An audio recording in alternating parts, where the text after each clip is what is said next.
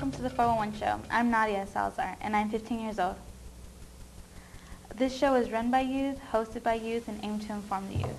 We will be showcasing a diversity of young and local talent from the San Antonio and surrounding area. My guests today are... What's up? I'm Nick. Hi, sorry. You know me. And the reason why I cannot lift my arm is because we have Miss Kitty here today as well. And today's topic is going to be on pet adoptions. For the past 2 decades, animals have been massacred in our very own pound at an alarming rate.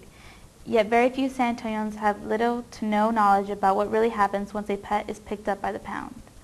The Express News recently ran a series on the pound that was upsetting to many people in San Antonio and was a big eye-opener for pet people.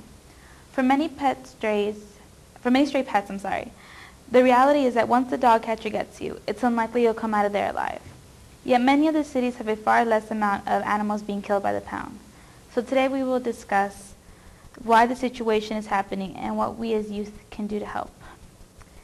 So, do you have any pets? Yeah, I do. I have one dog. He's half Dachshund, half Pit Bull, and my cat, Callie. I've had her for about 8 years now. Well, of course I have a cat right here right now with me, and I have a dog named Lexi who we've had for like 3 years, I believe. Maybe they can hang out together. Right? Right? Have you ever had a pet picked up by the pound? Well, about 2 Christmases ago, my last dog ran away, and I didn't have her tag on her, so she probably got picked up by the pound. Probably got put to sleep like every other stray in San Antonio. Yeah, we had a puppy that went missing about a couple months ago, and we had the chip put in him and everything, but we haven't heard from him. We think the pound took him too, but we had never got a call. We called around, nobody had seen it. My grandmother had pets picked up by the pound as well, and it was very devastating for her because her pets are her life. So it's an alarm. It's a very excruciating feeling to know that your pet is somewhere else besides your own home.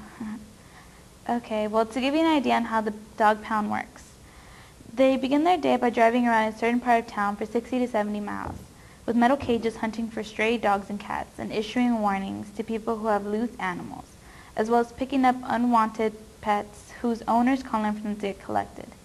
Animals put up by their owners will be immediately put to death. 9 out of 10 dogs and cats that are picked up will be killed. All puppies and kittens under 4 months will be killed. Then of all the dogs that are picked up, a few will be put up for adoption, a few being 3 or 4 out of 100. The animals are put in a gas chamber and carbon monoxide suffocates them. So were you aware of this, and do you feel this is fair treatment to the animals? I have been aware of this, and I think this would never ever be fair treatment to animals. Yeah, I agree. It's really hard for me to imagine that my cat or any other animal would be, killed in such a manner of asphyxiation or suffocation, because I know I would not want to die like that. So I wouldn't want my pet to go through the same thing. Many of the animals that are being put down show no illness or behavioral problems, yet they still receive their unhappy fate. Does this seem logical to you, or were you under the impression that only bad dogs and cats get killed? Oh no, yeah, I was fully aware of this. We have a problem with too many animals, and it doesn't really matter if you're not sick or you're not ugly, they're gonna get rid of you. Yeah. Well, I always thought that it really was animals had bad tempers and that all animals were really saved when I was a little kid. But obviously it's not true. No, you get older and you realize the cruel reality of it all. Yeah. Do you think it's wrong for the pound to give the impression to people that their pet has a good chance of being adopted when in reality that isn't true? Yeah, I think it's very wrong. We're basically lying to them. So they should be blatantly truthful? They should be blatantly truthful and tell them, so maybe owners could think twice about what to do with their pets. Keep them a little bit longer, try a little bit harder to find them homes, Yeah. Well, yeah, of course, because most owners do think that if you give them to the pound, they're going to be put in an adoption program or something, but it's not true. Obviously, especially if they're adults, they're not going to, it's really hard to place them in homes. So a lot of people are under the impression that their pet does stand a good chance, but in reality it's not true. These animals are being sent to gas chambers, but do not die immediately. Instead, it takes up to 5 minutes for the animal to completely die. Do you think that gassing an animal with carbon monoxide is the best way to kill them, or should we be looking at other methods such as lethal injection? Yeah, I mean, I think if humans have the right to die by lethal injection, and so should animals, you know? These animals suffer for like 30 seconds, you know? They're suffocating to death, you know? And it's not right, you know? We should at least put them down if we do in a humane manner, I believe. Well, yeah, going home, I always am looking forward to seeing my dog jumping up and, you know, licking my hands and stuff and wanting to play with me, or the cat, you know, cuddling up next to me. And it's hard for me to imagine, you know, my animal spending, you know, 30 seconds there knowing, panicking it's going to die. I'm sure they howl and they scream and they try and get out, because I'm pretty sure animals can tell when their time is up. And that's really scary to me. But the gas has no smell to it, but still, I think that everyone knows or gets that really weird feeling. And I'm pretty sure it's really hard for the dog catchers to stand there. I hope it's hard for them if they can honestly stand there and be like, oh, the animals are dying, you know, and not have any remorse for it. I'd feel really bad for them. Yeah, they must get some pretty heartless people to do that job. I bet you can't be too emotional to do that kind of work. Well, the pound also has, like, people calling their phones and yelling at them animal murderers. But in reality, that kind of is what they are. They, you know, animals are overpopulating San Antonio, and a lot of people think to just clean them off is the easiest way, but in reality, it's probably the last resort we should go to.